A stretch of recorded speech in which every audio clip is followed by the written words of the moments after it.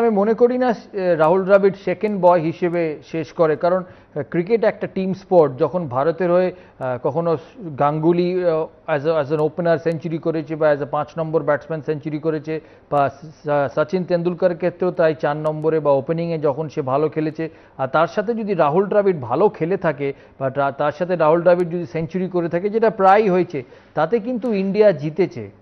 একটা টিম স্পোর্টে মূল লক্ষ্য হচ্ছে কিন্তু সেই টিম জেতা। তাই এখানে ফার্স্ট বয় সেকেন্ড বয় কিছু নেই, কিন্তু এরা কিন্তু ভারতীয় ক্রিকেটের যে পরিবর্তন, স্পেশালি ভারতবর্ষের বাইরে, এরা কিন্তু তার মূল কাণ্ডারি।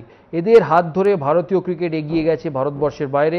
কারণ আমরা যখন ডেবিউ করি 96 সালে, তখন ভারতবর্ষের বাইরে গেলে বলতো আরে এরা তো ভালো টিম, এরা নিজের মাঠে খুব ভালো খেলে। বাইরে এলে হয়তো টেন্ডুলকার 100 করবে, দ্রাবিড় করবে, গাঙ্গুলি করবে, কিন্তু সিরিজ আমরা জিতবো।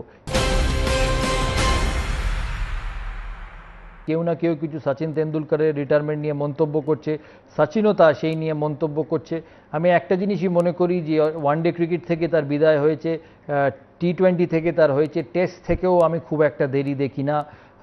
আমি বরাবরই বলে এসেছি যে এই ডিসিশনটা সম্পূর্ণ সচিন তেন্ডুলকরের হওয়া উচিত।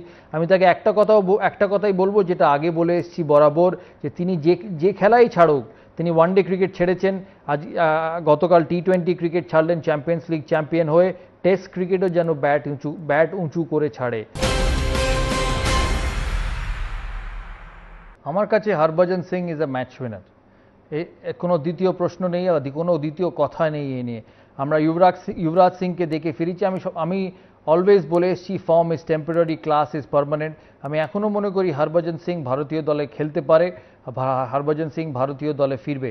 তাই আমি খুব একটা surprise no, he is a fighter.